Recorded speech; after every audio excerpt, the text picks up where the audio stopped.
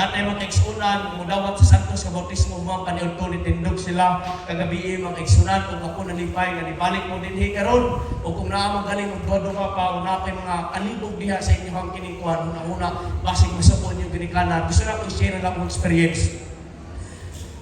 Sa among pamilya, atong oras mga kaigsunan, by the way, tungtong na tag-alas 12. Pero ay sa mong panguli, total, inig manguli ka, huwag maguro may negosyo mag-iapas ninyo. Kung ani nawala. Wala na. Relax lang ta, makakauli ka ng taon-taon. Last na ning squad, kinig sa Milanon. Ako mag-expand sa akong pamilya, dili yun may Adventist. Mga paglinawa dito sa Dayos, kinig Surigao, dili may Adventist. Naarin na Adventist ang mga usap. Kaya waluman ni may kaigsuon, ako maginikanan mga devoted sa kining Catholic, ako mama presidente pa sa kining women's ministry sa mga syudad. Unya kung papa-alagad ka ng wala gani pari o kaabak na term sa mga unya magaigsunan na akong igsuon gusto magigsuman og kolehiyo. Nami sa Badista may tawagan ng mga anak ko sa Badista nga silingan ingon siya ay libre na eskwelahan dito sa Bukidnon. Kay gusto man mag-civil engineer akong magulang. Mo to nga niuban siya dito ipon siya wa kwarta baligya siya mga puto patrabaho sa construction at ipon siya kwarta aron madto sa kining Bukidnon. Pag-abot niya sa Bukidnon, grabe niya kasuko sa among silingan. Ewa man na civil engineer dito. Abi na sa among silingan nga naa, dito man sigikan. Ang nakita na isang silingan, engineering drive. Matawag kung di sinay lugar dito matatap, engineering drive. Abi niya nga naa ni engineer kay engineering drive, kaya engineering drive. Lugar na siya dito, kiksunan na siya purok ba. Moto nga, wag yun. Awang siya na yung gastuhan na ito niya, gihaguan. Bilin siya dito sa MBC. Unya dito sa MBC, nakuha na lang siya education. Unya nga kung magulang, grabe ganito. Kakining devoted po sa kining Catholic. Moto nga nasing dala-dala nga katekism kay kuan man makaigsunan ka ng kung Bible studyhan siya, makiglantugig siya debate, tanaw niya, nagkantog siya mga bersikulo ikasukol. Pero kada uli niya sa boarding house, lano niya, magitugingon siya sa Badista nga kining bersikulo, murag takilid mag-iyaha. Hangtod, niabot ang panahon nga nagpabautismo siya. Pagkadungog sa akong ginikanan, akong pamilya nga nabautisman, ug sa Badista na akong magulang, perting sa buwagin sa akong ginikanan. Kung mahimo, mulapos pa lang ning tawag sa kining katukipan pa sa mulapos pa lang ning kinumo, butlugan yung kasuko kayo. Unya, ang akong magulang, Pastor Dindo na karon makaigsunan na sa Ayas, igsuon na sa kining ni Pastor Jesus, Kuya Jesus Caraldi, magatuan na sa balay sa mga. Pero sa wala pa ni siya kimanuman ni Kuya, among magulang, amot kung nakabalon siya, nagplano na ginakulatahon ko, dapat mo ko'y magulang ng laking alagad po, di gid po ito magkapalkan, si palahubog kayo, pabautismo na, bali lahi magod ni makaigsunan sa kining Catholic. Kaya mo transfer gani kag relihiyon, dili na basta-basta nga nabalong kag relihiyon. Meaning nga rebuilding ka sa pamilya.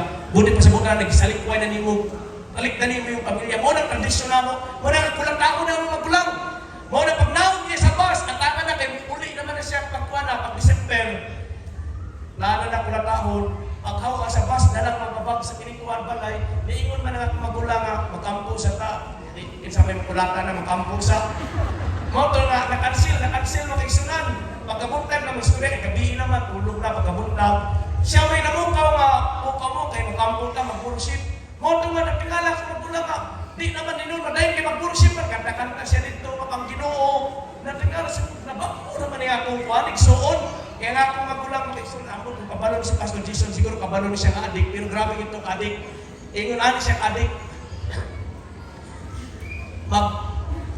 Drug siya pero low version, low budget, baka tong rugby gani. Ang yan imuon, ipatong niya mga bato, yan ang plastaron tanan, ipail na mga X1 suyop, dahil siya rugby simon, pila kami loto. Taon-taon, malingaw na kanya siya, kaya nagira ng mga bato, ala, binumbahay na, mo na yung pananaw sa mga bato. Dahil panahon mga X1, mandakot na siya kwarta sa amin, daghan na kay kwarta na nga hulog. Agil isa ka-adik sa kiningkuan, rugby. Mo na nga natingala nga kung suon na nabako naman Di naman ingunani nga tao, kay grabe ito pa kanahubog, kusog kay mo rugby, sigarilyo mo na nga. Di yun siya katuwa nga nabangko nga kadaliho. Before tamang lakaw man sa bukid, mag-ampo, sige, ampo, permiti. Mo na nakumbinsi nga kung magulang makaigsunan. Abay mo sa lihina ko. Lakon may pagkasulti sa among pamilya makaigsunan. Nga, nabay mo sa lihina, nga adventist ako makaigsunan. Ako, Nagpa-Adventist na ko, dili yun kay nakasabot ko si Dr. Masabay-sabay ako ko sa akin yung mga igsuon ba nga, simba-simba. Wala kayo yun, mo na nga, na-bautisman ko sa Adventist kadwa, kay Permero, na-bautismuhan ko, wala na gusto, ikadwa, bautismo ra, wagin ko. Ang akala mo kabalo kung sa tuwing ko na-bautismuhan. Wagin ko kabalo, nga kung baptismal certificate, hindi mo na po sa bugoy nga pastor, kung sama ka na-bautismuhan, kabalo, i-August na lang nato na i-August. Kinsa may nag-bautismo nimo, siya na lang nagsulat pero pirmahan niya, pero wag gyud kabalo. Pinugoy ra gud pud nga kining kuan. Apan sa akong pamilya, pagka-Adventist yun na ako, dito nag-rebuild din ang among amahan. Kaya naghimo man dahil kasabutan ang akong amahan o ginahan nga, wag gyud bali na religion, Catholic ra gyud ta.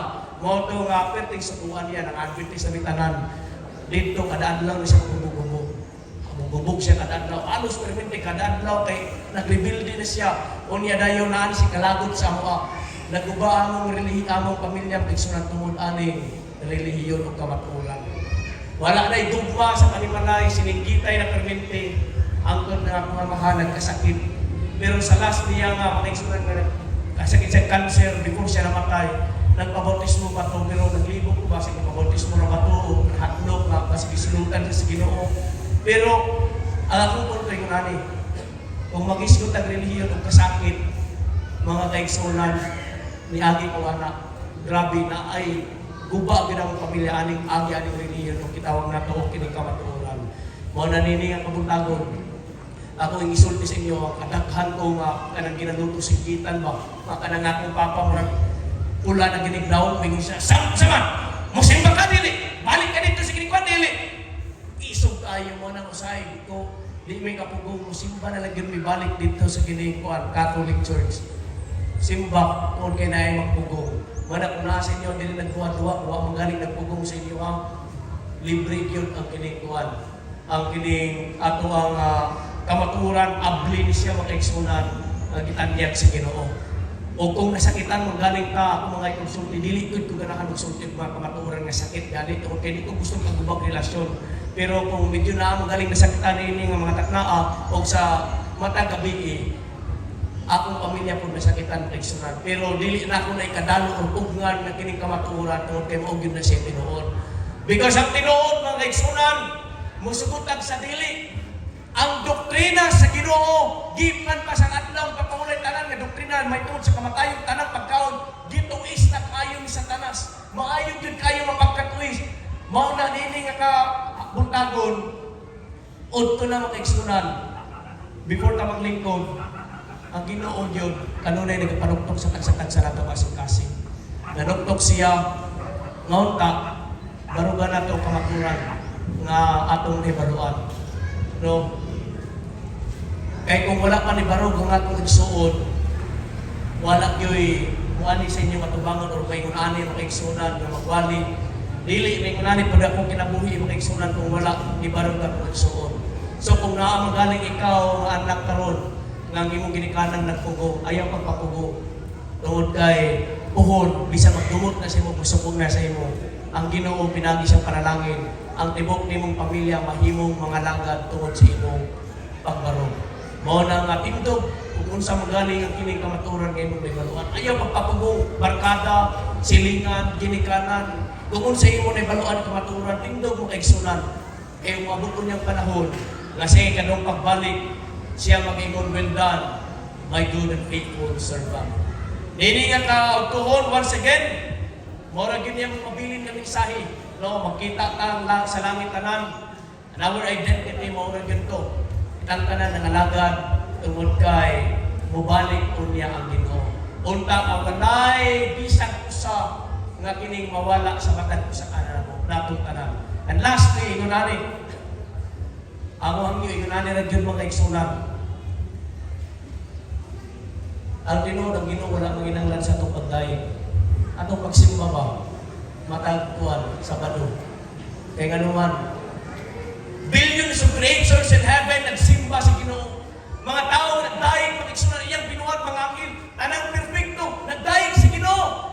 Apan nganong taginutol pa man niya ang kining pagdaig sa tao makasasama. Ang Ginoo wala manginanglan sa atong mga pagdaig magigsunan magsimba.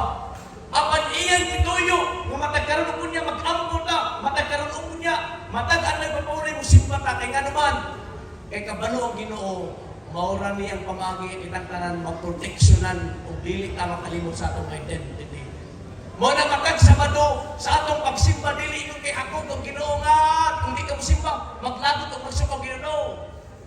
Matag simba nato malipay ang Ginoo mga kaigsunan kay kabalo siya nga ang iyang gahom na ay proteksyon kanimo kung ikaw na ay koneksyon kaniya. So kining pagsimba nato para gyud sa atong kaugalingon. Mao na nga niini nga kautuhon balik ta sunod adlaw gipapahulay atong mga igsunan nga bago pang nabautismohan unya o mudawat pa sa santos nga bautismo di gyud nato kalimtan kining pagsimba. Tungod kay kining pagsimba pagkampo nato di gyud ta malimot sa atong identity, di gyud ta mga saak mga backslide pinaagi sa kining pagsimba nato sa matag adlaw. Salamat kayo sa inyong pagpakita kagabi sa kining santos nga bautismo.